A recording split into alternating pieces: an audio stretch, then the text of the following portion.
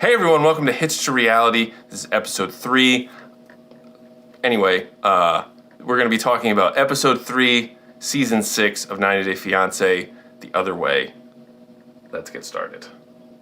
All right. So our first scene is with Corona, and we see her getting ready to move today, but somehow she hasn't packed, and she's dropping off her cats at her friend's house. Which you can totally be two things. It's just they made it seem like they were only clients in the very beginning. And it seems like actually what they are is her friends who are also pregnant and going to be utilizing her midwifery services. Right. But I always feel like when these people from the other way kind of universe, when they're not actually packed and moving, I always feel like that's a sign that that's a red flag. Yeah, that they're not really putting their all into it, and they're leaving themselves like a security blanket, a way out. Like plan B. A plan B, yeah, right. They're. Which is not to say that you can't have a plan B. No, yeah, have a plan, but like have your plan B, put all your stuff in storage. Right, don't. And if you come back, you get a new apartment. Right, because it's like you're still holding on to the lease for your old apartment. Yeah, right. So you're making it really easy for yourself to just slide back in. Like sometimes you got to dive in head first, baby. Well, if you're gonna go on 90 Day Fiancé the other way and tell America I'm moving to this other country for love, at least move there. Right, because it's like Debbie with. Who just brings a suitcase, doesn't get rid of her apartment, doesn't get rid of any of her furniture. She had her house, she had all that stuff. Yeah. Right. I feel when you're moving, unless you're moving into a van, I do feel that Statler is planning on moving because she gets rid of her apartment and she puts all of the stuff that she's planning on holding on to in storage for now because she can't move that stuff because she's moving into a van. So I understand that, but this seemed like she hadn't packed yet for vacation is what it seemed like. Right, it seemed like an extra long vacation. Yes, sort of. Like an open-ended vacation. Right. Yeah, so. It's a one-way ticket, but she's got plans to buy another one. Yeah, right. Yeah, and she just doesn't know when she's going to come back, but she knows in her head that she's coming back. I'm not buying it. And she says that the cats can't come for a few months because Iceland has a super strict pet import policy. Yeah. So they have, especially, I guess, when they come from the U.S. COVID. Who knows? Who knows? Yeah. And she talks in this scene about how she's worried about finding her people because apparently Iceland is very genetically not diverse. Yeah, well, and I think, the U.S. is an incredibly diverse country, like when it comes down to it. Mm-hmm. This is going to sound stupid, but even just looking at like our Olympic team is people from all over the world. Other countries' Olympic teams are all homogenous, yeah. And so I think, but it must be hard for her because she is a very unique individual who's also a black woman. And so like she brings it up that she's a black woman in America and she's had a lot of, not nice experiences or trouble finding her people, but she's also like a very unique person. Yeah, she's obviously very LGBTQIA friendly. Right. And I don't know how Iceland feels about that, like as a country, do you? I'm not sure either. But I think, just on top of being a black woman in Iceland, she's also like an extremely unique individual. Yeah. She has bigger plugs than I do. Right. She's going to stand out. A lot. She was already going to stand out. Visually. And now personality-wise, so maybe. I think that's probably scary. Even for somebody who's so comfortable in their own skin, that's got to be a tough prospect. Yeah, right, for sure.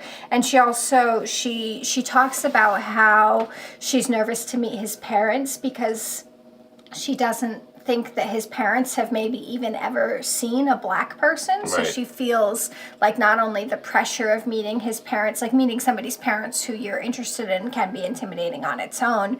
So she's carrying like that weight of like, oh, this is somebody I'm dating and he's not really dated a lot before. So that's pressure. But then also like to feel like you're needing to like represent an entire race. I don't envy that situation. No, well, and it's like, this is like one of those situations where you look at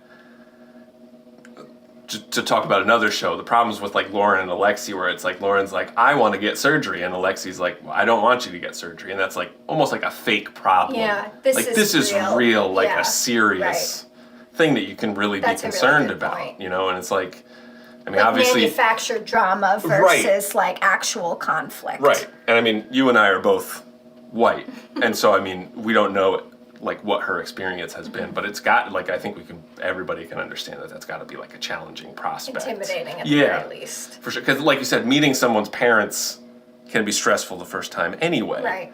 But meeting someone's parents under all of these circumstances has got to be like an extra level. Yeah. Yeah. So we've got your fingers crossed. No, we've got our fingers crossed for someone's fingers are crossed. Yeah. Yeah. I do. Like the first episode when we met her family all seemed really nice. Yeah. We haven't spent any time yet with Inky, but I wish that she could have a really nice relationship. I'm rooting for Corona. Yeah, I just don't think it's gonna happen. Yeah. Well, it's interesting because after like we first met her and she was doing the twerking thing. Yeah, you had a certain feeling at the beginning, but now she's growing on me. She does seem like a very nice person, and she is like who she is. There does not seem like there's anything fake about her. Like she is just who she is. Well, I said that I thought she was almost pushing that like this is who I am like to an extreme. Maybe. And like maybe she was exaggerating it a little bit, but now, I guess now because she's talking about some like actual like feelings, fears, whatever, I feel kind of drawn to her. Okay, then we go to Statler, and immediately we have dropped on us that she has taken out a $20,000 loan to contribute to the purchase of the van. Which is a lot.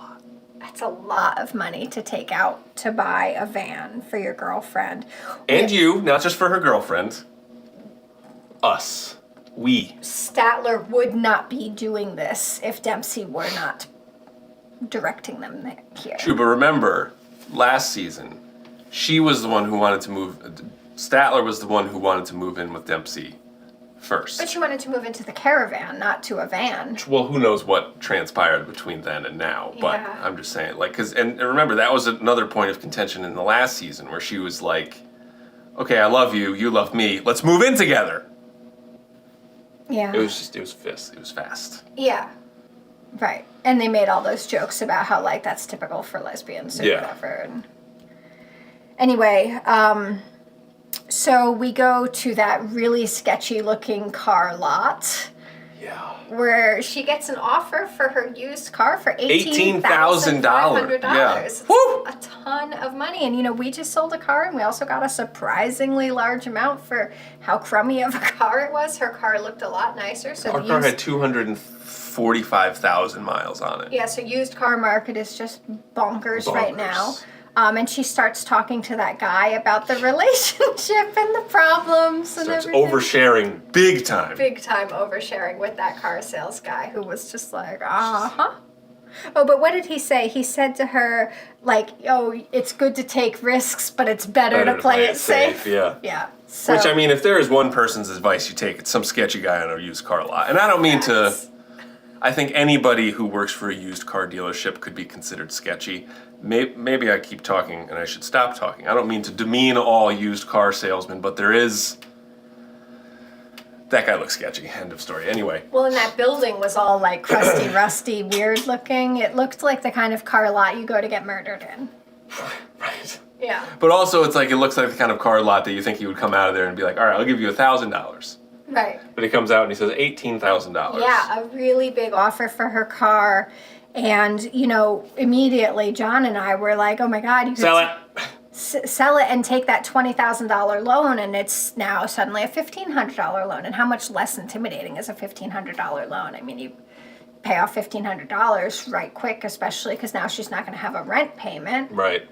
So, and she's maintaining her job. So I was thinking, like, oh, that car sale is going to solve all of her problems, and then she decides not to sell it. Which again is like that whole like plan B thing where it's like she's just making it easy just in case it doesn't work out to come back and she doesn't have to like buy a new car. Right. Which it really, I mean, again, like you're also selling your car the day before you're leaving. Right. Yeah. Which is already, if I were her and I was in this situation, I was trying to have a plan B, that's exactly what I would do. Like, oh, I tried to sell it, but I couldn't because it was the day before I was leaving. Because I can't. I've never sold a car to a used car dealership. Right. But is it really like you walk on the lot with this car, they offer you $18,000 and then they give you the cash and you walk away? I can't imagine. Yeah. Maybe they would like wire you the money, but a I used guess car that's lot true. is not going to have $18,000 cash. Well, I mean, Or else we should all start robbing. Just kidding. No. Anyway. All right, so then we move to Josh, who is getting ready to move to China, and he talks about how he's nervous because he's not going to be able to access the websites that he usually does. He's not going to be able to get onto social media like he usually can. Yeah, that was something that I hadn't thought of before. Right. There was only like the working thing, but like in China, like you can't go on Facebook. Is there no Facebook in China? No. Wow. It's like Weibo or something. They have a different social media platform that I think is monitored and controlled. Interesting. Yeah. But there's TikTok in China, right? Because TikTok is a Chinese company. That's a good question. I don't know. Yeah. So he starts to get into how big of a change his life is going to be, and sort of brings us along for that. And I think that's going to be a lot. He had a tearful goodbye with his parents. I know, his mom seemed so sweet. I thought they were very cute. I mean, even though I said like he's a grown man, like gray in his beard, third marriage, like he's an adult, but his mom seemed so sweet. Well, it seemed like he's probably like the favorite child, because I think his brother like came over at one point, but I'm sure it seems like he's like the favorite child. Yeah. Even though like their dad like didn't say one thing. Typical dad. Yeah. So we talk again about how this is his third marriage, and he's really hoping to have learned from his mistakes. So we'll see if he does. Yeah, it's a cute little airport goodbye scene with his fam. Mm-hmm. Okay. Sarper and Shekinah. Woo! Oh my gosh, that's so loud. Them. Yeah. Okay, so she arrives at the apartment and she's immediately like, "Oh, the bottles." So here's my thing. Yeah. So if this were a real relationship and they were two real people and not fucking cartoon characters, right, wouldn't she have had like or maybe not? I don't know, because it's like if you have that big of a problem with the bottle collection, yeah, what you should do is go to your. Are they engaged? Are they married? They're not married. So, like, wouldn't you go to that person and be like, hey, listen. The bottles really bother me, honestly. When I'm going to move here, get them out. Yeah. Because, like, she like, I expected him to remove the bottles. And it's right. Like, but if you don't. He had not given you any reason to expect that. And now, I mean, his track record is not great, where she was like, you need to get rid of that bed. And the old crusty, nasty bed was still there. So who knows if he would do it or not. But it's like, to me, I always like to have. I just want everything to be clear, right? So like if you expect him to get rid of those bottles, tell him to get rid of the bottles. Tell him to get rid of the notebook. Instead, you just fight about it. Yeah. And so she wants him to just recognize like, oh, she doesn't like the bottles. I should just get rid of them. But since he's not a human being. Right. Yeah. And she calls his apartment trashed, which like it looked maybe a little bit messy, but I'm not sure I would call it trash. But he also looked fake messy. That's it looked like he just like, oh, I need to throw some clothes around to make it look messy for when she comes in. Now that you say that, I do sort of see it's like the bed wasn't made, which I mean, who makes a bed? Lots of people. You're supposed to be on my side. Oh, I am on your side. We don't make our bed, but a lot of people do make their bed. I don't think Mark Cuban makes his bed, and he's doing just fine. Yeah, but so he. Potentially fake mess aside, he had obviously not cleaned up for her arrival, and you would think maybe if your girlfriend was flying from another country, you would like have swept. You know, like when you have company over. But also, like, she's gone back and forth several times, right? Yeah, but you still clean up. True, but I mean, it could be that like this is just another one of those times. Although I guess this was like supposed to be the permanent move because it was the Even if she's not moving, if She's gone for a while and comes back. She should come home to a clean house. Even if she's just gone to work for the day, don't have her come home to a hot mess. I don't know. Well, listen, he was out slinging his dick around Istanbul. I mean, he can't just, clean. He's busy. He's got stuff to do. Clean up your house if your girlfriend is coming. Just like when you're having any company over. Just give it a quick spruce dust, put your stuff away, put your laundry into the laundry basket, put your dishes into the sink or the dishwasher. This was a topic of conversation on some show that I was listening to at some point where it was like, okay, a girl's coming over to your place for the first time. Clean. Do you clean Yes. or do you not clean? You clean. But the reason that there was a discussion was exactly what that guy said, which was like, I really like this girl. She needs to see. Oh, it was getting in the car for the first time. That's what it was. And so, like, do you clean the car, or do you have the car as is? Because it's like, this is who I am. Yeah. So there's one thing about like hiding who you are. About like, usually I'm a slob, but for you I clean it up. There's totally other thing of hiding who you are. Have your car detailed so you seem clean when you're hiding the fact that you have a kid. Okay, so we find out that Shekinah was expecting the whole second bedroom to be converted into a closet for her clothes. Well, she just needed it cleaned out. She didn't need it to be converted into a closet. Well, she said, "Where's my clothes rack?" She was expecting it to become a closet for her clothes. Well, right, but I mean, just go buy a fucking clothes rack. I don't know. Yeah, no, Shekinah. And immediately, like, what do you think it was, like 10 minutes after she walked in? Seems like it. She pulls out the letter. And then she talks about how it's a double standard, that he's upset over the letter, but he doesn't understand why she's upset over the bottles. Well, it seems like he understands why, but he's like, doesn't care. You'll just get used to it. Yeah. Is basically what he said. But I sort of felt like there was maybe some double standard for her, too, because she's saying, you can't let go of the past, get rid of these bottles. Meanwhile, she's transported this 143-page letter with her all these years. She has gone through other kids. She has a kid from another relationship, not with the letter writer, but she held on to that. So it's like, she does understand that you can hold on to the past without being, like, living in it. Yeah. No. I'm trying to formulate. Well, so like how this is well, I have a lot of thoughts and it's hard. They're all backing up in my brain. So one of the things, I think opposites attract. I mean, obviously, but I think opposites also work better sometimes because it seems like Sarper and Shekinah are the same person in different bodies in certain ways. Where in the last season that they were in and they had the tell-all, everybody was saying that Sarper was manipulating Shekinah. And controlling her.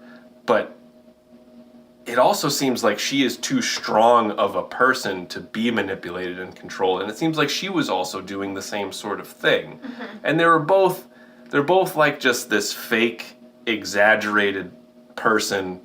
And it's like, I mean, because she was just dying to throw that letter in his face. Dying to. And so it was like the second that she saw those bottles, yeah, she just knew. Right. Like, all right, I'm just going to do it now. It's like she was wanting to do it in the car on the way there. Yeah. But he was being too sweet, or he's putting the charm on her, right, or whatever. And I don't find him that charming. It seems like the only charm he has is his muscles. And his hair, and his face. If you're into that kind of thing, though. Which a lot of people are. Yeah. I'm repulsed by it. No, it's like so fake and disgusting. Okay, so Sarper and Shekinah, double standard, no closet for her clothes, and is it a double standard though? Because I want your opinion on this. So, on the one hand, you have a ridiculously long love letter from a high school boyfriend. Mm-hmm. On the other hand, you have a book that counts sexual conquests. Are those the same thing? No. Explain. Well, I don't think it's appropriate to be flaunting either one in front of. But one is evidence of the herpes that you're going to develop. Without a doubt. There's absolutely no way he doesn't have herpes. There's Statistics. Sarpies is what he's got. There's no, like, I mean, this man must be immune to all, like, penicillin that exists. Simmering in it. He is a petri dish. Yeah. Versus she was in, you know, this high school whirlwind romance, whatever. They're not the same. Right. But neither one is appropriate to be throwing into your partner's face. Right. And they're both doing it. Yeah. So it is a double standard that he doesn't like her letter, but it's a double standard of her too to still be hanging on to that letter and not being okay with. Someone's got to be the bigger person. They've both got it. But so like if she because that's the whole like taste of your own medicine thing. It's just gross. That doesn't work because Right. it's like we were talking about. I think with this exact thing was baseball.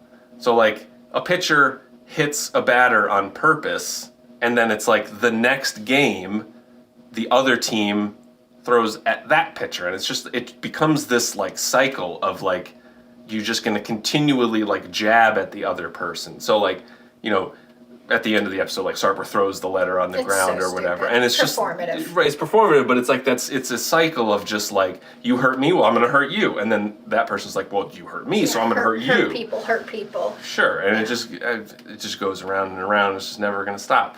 It's stupid. And it's like one of those things where it's just a train wreck that just cannot look away.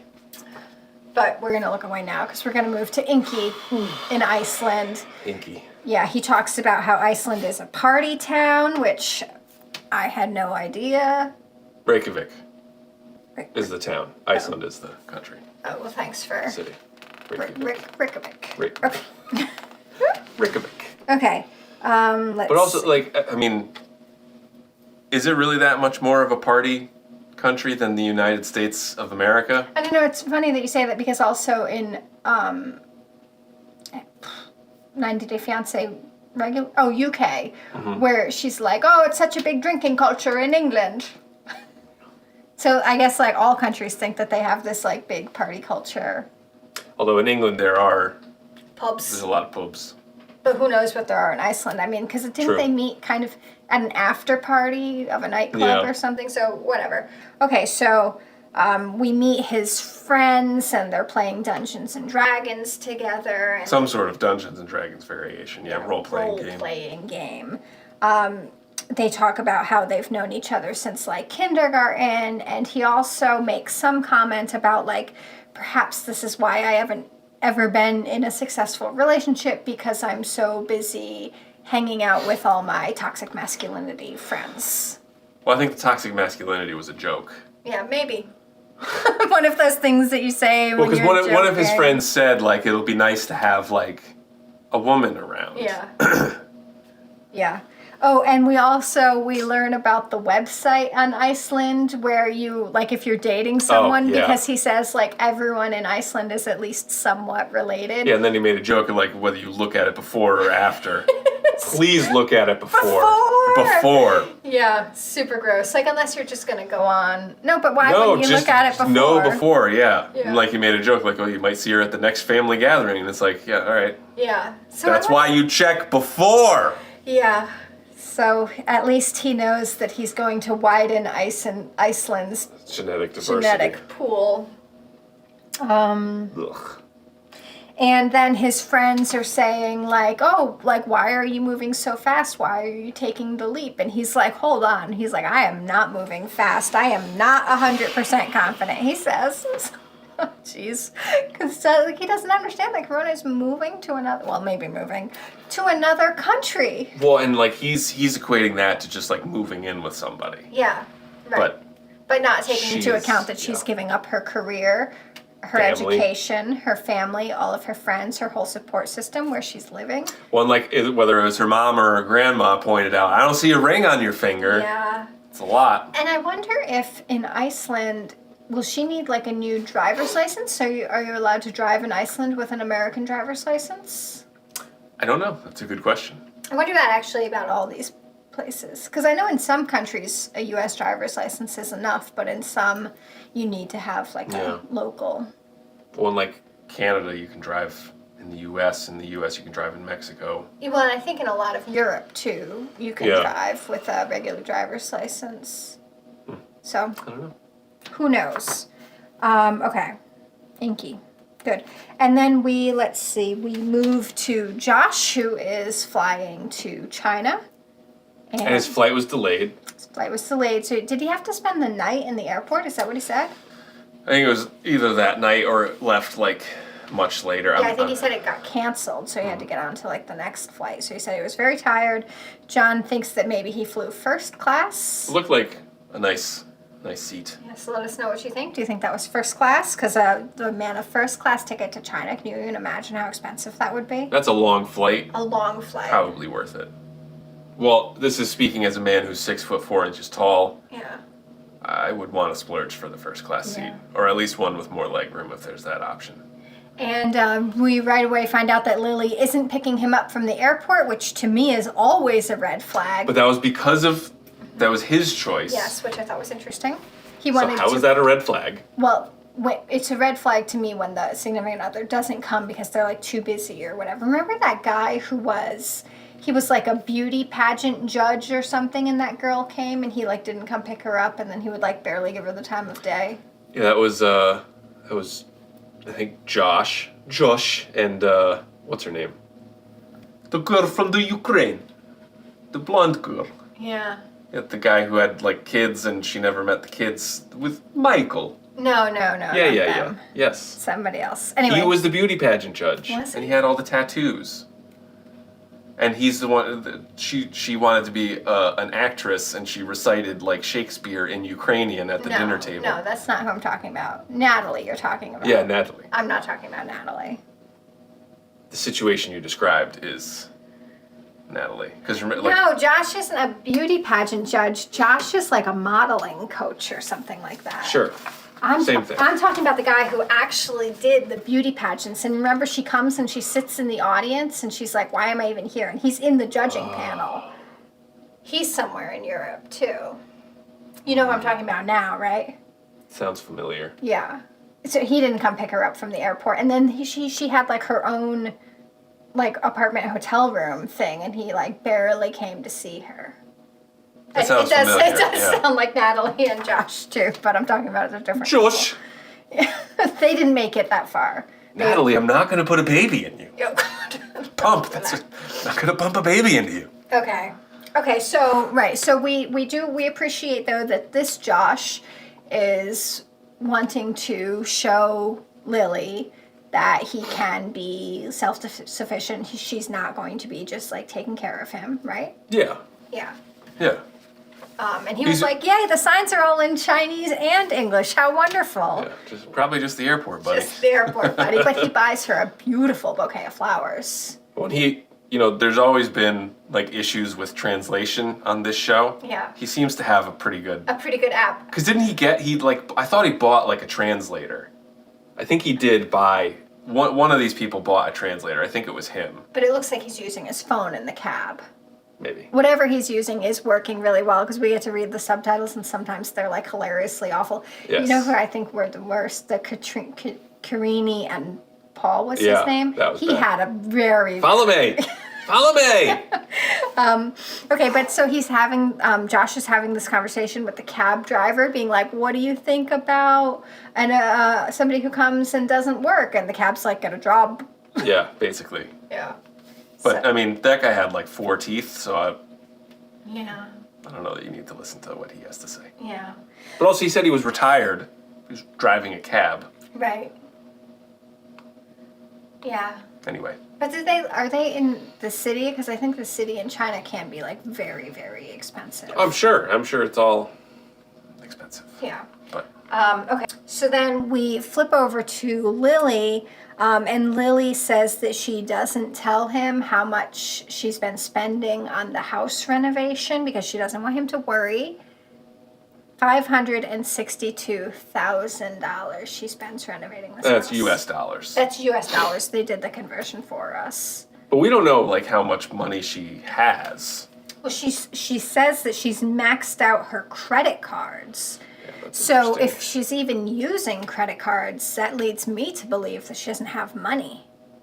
Like actual money. Right. Well, and I mean, from the beginning, money has been a thing with him not being able to work for 5 years. It's such a long time. And I mean, if she used all of her money to pay for this house and then doesn't have any money going forward, how's she going to support him? It's going to be hard. It's going to be hard. $562,000 is so much money. The house looks very big. Yeah. But I mean, I guess worst case scenario is they could just sell that house and move into like a normal house. But she's very like, oh, I did this for him. I did this so that he could have a nice life, blah, blah, blah. It's an interesting dynamic. very strange. Yeah. It's like they're not talking to each other, they're talking past each other. Because he's said, like, I don't need that. I would Right, have just been live in your happy to live in apartment, your yeah. apartment. So, I don't know, very strange, but that's a lot of money. And the fact that she says she had to max out her credit cards to finish. And, like, while she's saying this, she's, like, arranging these, like, lilies in this, like, big vase. And it's like, if you maxed out your credit cards, like, why are you buying these flowers? People make interesting financial decisions. Yeah. So, Problems. very alarming. Culturally, the cabbie certainly didn't think that him going there and living off of her was going to work. Well, and I think worldwide in general, the thought has always been that the man provides for the woman. Yeah. So I mean, like that's persistent in all Many cultures. Yeah. So. Whew, I'm ready for a wild ride with them. I have a feeling that with them they're gonna fight about money. Yeah, and it's such an interesting scenario because like how do you tell the person who has the money how to spend their money? She's already spent it all. That's what I'm saying. Yeah, there's no money left to spend.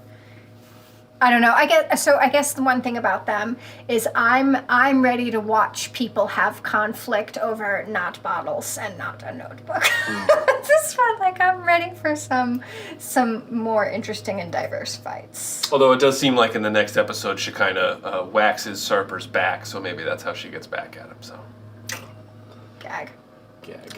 Okay, so then our last little scene section is Statler. She is putting some stuff into storage, and we do a flashback of when she was spiraling about like how she's gonna poop in front of her. And so, do these vans in van life have bathrooms? I don't think so. No. Or maybe they have a composting toilet. I'm not sure.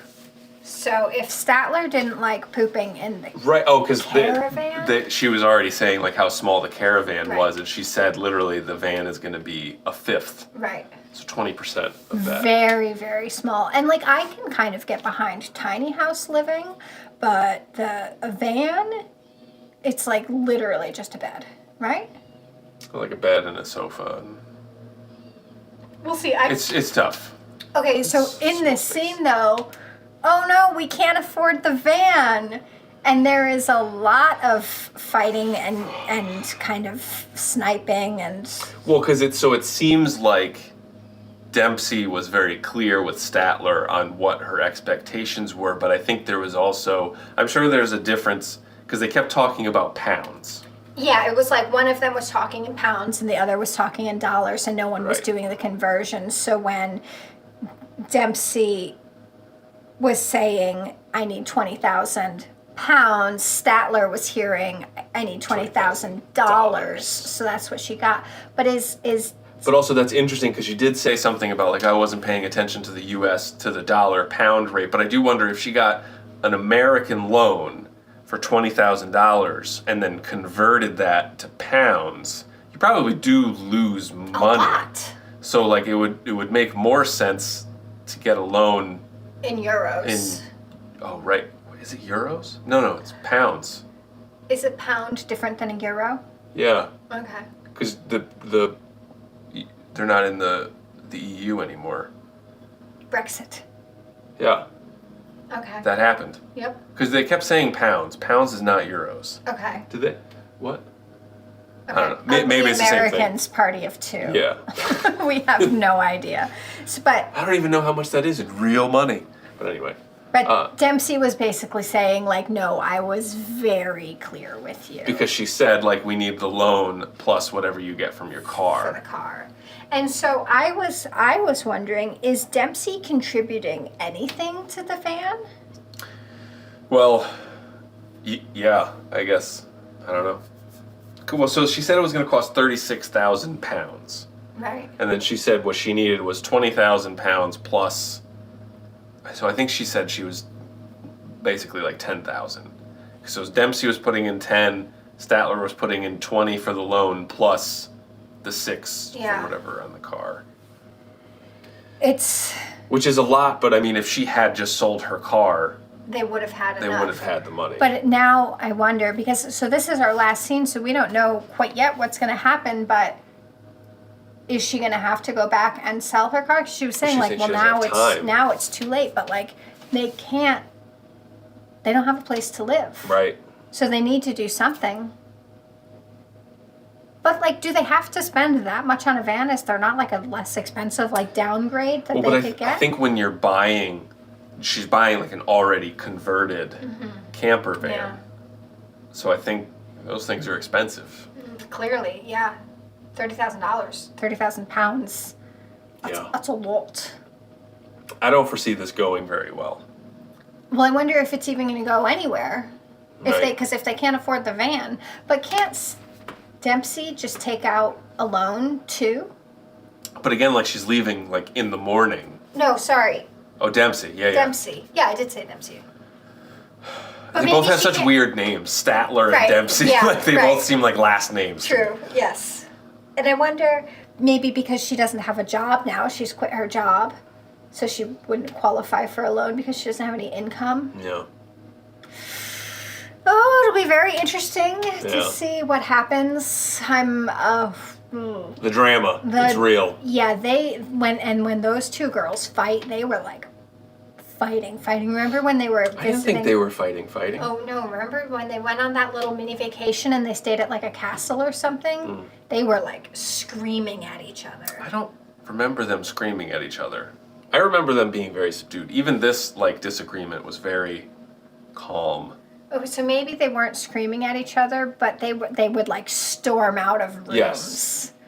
That gets you? Yeah. I love a good storm out. All right, so that's going to do it for this episode. That's going to do it.